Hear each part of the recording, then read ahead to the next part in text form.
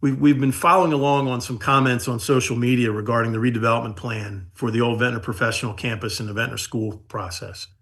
Just want to speak tonight to clarify the record regarding redevelopment of the professional campus. And we did invite the former mayor, who's kind of taken on his charge, to come tonight.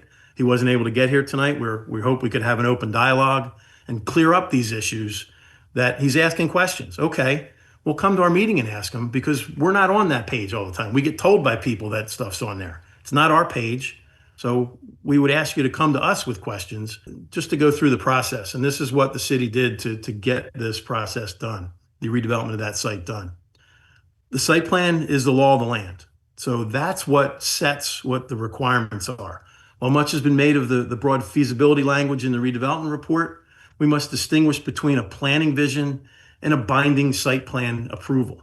On November 18th of the last year, 2025, the Planning Board approved a specific plan that mandates the old school building remain commercial. To be clear, any deviation from that, specifically any attempt to convert the historic structure into residential units, would constitute a substantial change.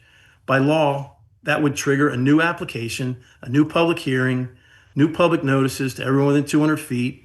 The developer cannot just unilaterally pivot to a residential use based on market conditions or without returning to this room. I'm not in that room, I apologize. And facing public review and scrutiny of that project, of that change.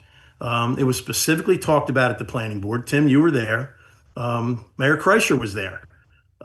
So I don't know where he's getting that information that you can just unilaterally change that use of that building. So tonight, it's just, we're trying to correct the narrative. If you have questions on stuff that's happening in the city, reach out to us. We'll get back to you.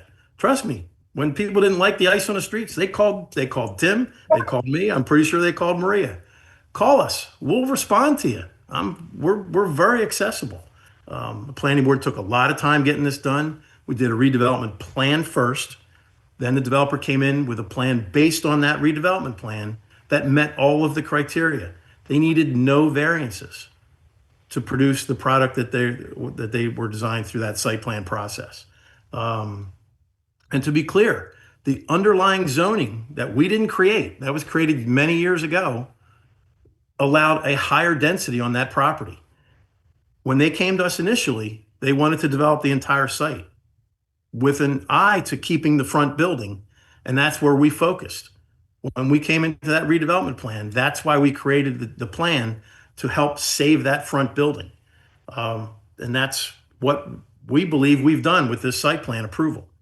We must also remember the cost of administrative shortcuts. To remove the ice rink at the library site without NJDEP Green Acres approval was a catastrophic error.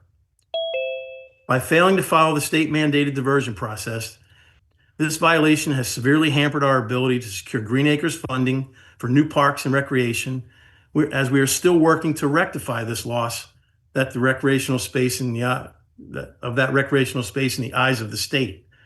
They are withholding at this moment $300,000 from the city of Ventnor because they tore down an ice rink that was built with Green Acres funds many, many years ago. They tore it down in 2004, I think that was the date, and built the library. We cannot get grant funding from the Green Acres folks until we resolve this issue with the Green Acres folks and the DEP, and we're close. But it's very frustrating to have that run that way.